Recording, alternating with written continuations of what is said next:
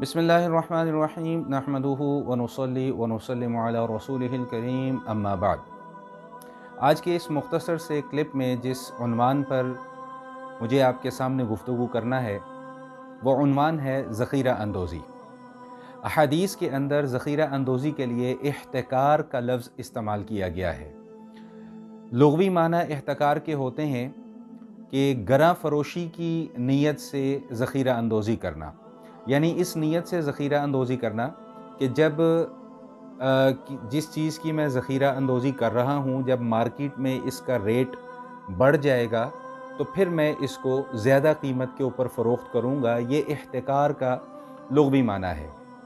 और शरीयत की इस्तिलाह में ज़ख़ीरा अंदोज़ी से मुराद ये है कि किसी भी ऐसी चीज़ को ज़ख़ीरा करना कि जो किसी इंसान या किसी हैवान की ग़िज़ाई ज़रूरत को पूरा करे, और इस नीयत से ज़ख़ीरा अंदोज़ी करना कि जब लोगों को इस चीज़ की बहुत ज़्यादा ज़रूरत होगी तो मैं इसको महंगा करके बेचूँगा। शरीयत की नज़र में ये इह्तिकार है और नबी करीम अलैहिस्सलातु व तस्लीम ने इस इह्तिकार यानी ज़ख़ीरा अंदोज़ी के अमल को बिल्कुल भी पसंद नहीं फरमाया, बल्कि इसके मुतालिक बहुत सख्त अल्फाज में हुज़ूर अक़दस सल्लल्लाहु तआला अलैहि वसल्लम ने मज़म्मत को भी बयान फरमाया है और उसके साथ साथ वईद भी बयान फरमाई है। इस हवाले से मुख्तसरन मैं चंद अहादीस आपकी खिदमत में पेश करना चाहूँगा। सबसे पहली हदीस सैयदना मामर रज़ियल्लाहु तआला अन्हु से मरवी हैं। मुस्लिम शरीफ की ये हदीस है।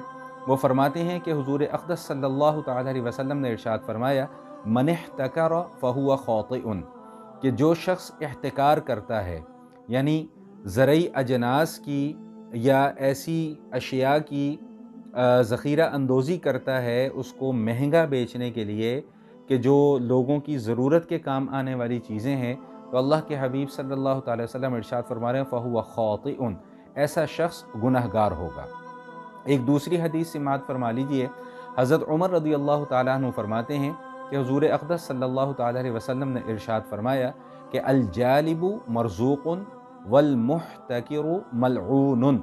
इब्न माजा की यह हदीस है कि जो ताजिर होता है उसको अल्लाह ताला रिज़्क़ अता फरमाते हैं और जो ज़ख़ीरा अंदोज़ी करने वाला शख्स है वो लानत का मुस्तहिक है।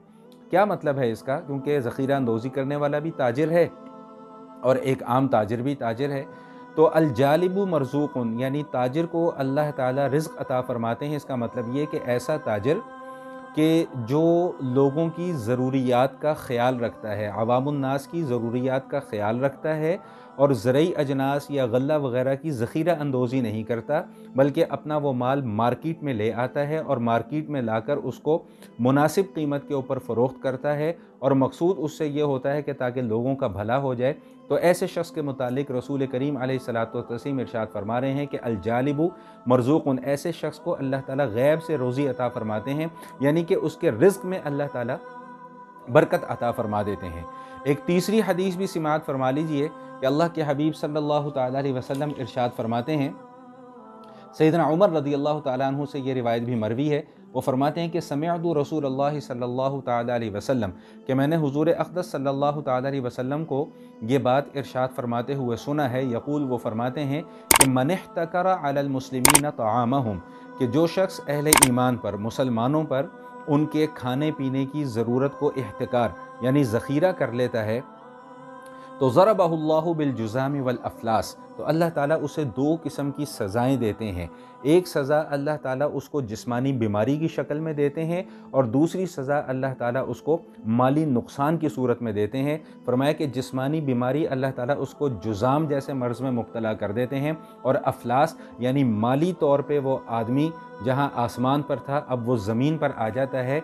ये अंजाम है ऐसे शख्स का कि जो कि ख़ास तौर पर अहले ईमान को, मुसलमानों को नुकसान पहुँचाने के लिए ज़ख़ीरा अंदोज़ी करता है।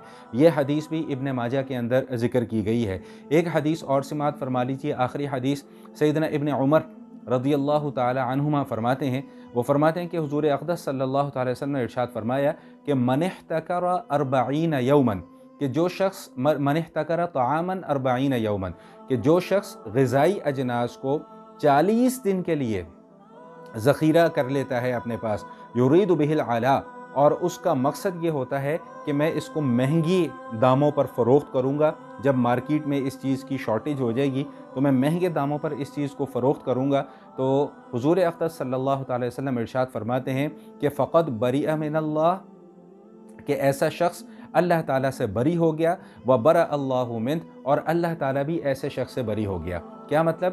کہ یہ شخص اللہ تعالیٰ سے بری ہو گیا، بیزار ہو گیا، کہ اس نے جو اللہ تعالیٰ سے عہد و پیمان کیا، کلمہ پڑھنے کے بعد جو مسلمان ہے وہ اللہ سے ایک عہد و پیمان کرتا ہے، اور عہد و پیمان صرف وہ نماز روزے کا نہیں کرتا، بلکہ جتنے بھی احکام شریعت ہیں ان سب کی بجا آوری کے لیے وہ اللہ تعالیٰ سے ایک عہد و پیمان کرتا ہے۔ تو اللہ کے حبیب صلی اللہ تعالی وسلم ارشاد فرما رہے ہیں کہ جو شخص 40 دن کا احتکار کر لے، 40 دن اپنے مال کو ذخیرہ کر لے تاکہ پھر بعد میں اس کو مہنگے داموں میں فروخت کروں گا، تو اللہ کے حبیب صلی اللہ علیہ وسلم ارشاد فرما رہے ہیں کہ اس نے اللہ تعالیٰ سے بیزاری کا اعلان کر لیا، کہ جو اللہ سے اس نے ایک وعدہ کیا تھا کہ اللہ میں احکام شریعت کی بجا آوری کروں گا اور جو آپ کی مخلوق ہے اس کے اوپر احسان کروں گا، اس کے ساتھ شفقت کا معاملہ کروں گا، اس نے اللہ سے کیا ہوا وہ وعدہ توڑ دیا۔ جب یہ اللہ سے کیا ہوا وعدہ توڑ دیتا ہے تو اس کی سزا اسے کیا ملتی ہے کہ اللہ کے نبی صلی اللہ علیہ وسلم ارشاد فرمایا کہ فقط بری اللہ من، پھر اللہ بھی اس سے بیزار ہو جاتا ہے، اور جس شخص سے اللہ بیزار ہو جائے اس کی نہ دنیا رہتی ہے نہ اس کی آخرت رہتی ہے۔ اللہ تعالیٰ سے دعا ہے کہ اللہ تعالیٰ ہمیں ہر اس عمل سے بچنے کی توفیق عطا فرمائے جو اللہ یا اللہ کے نبی صلی اللہ تعالی علیہ وسلم کی ناراضگی کا سبب بن سکتا ہو۔ وآخر دعوانا ان الحمد للہ رب العالمین۔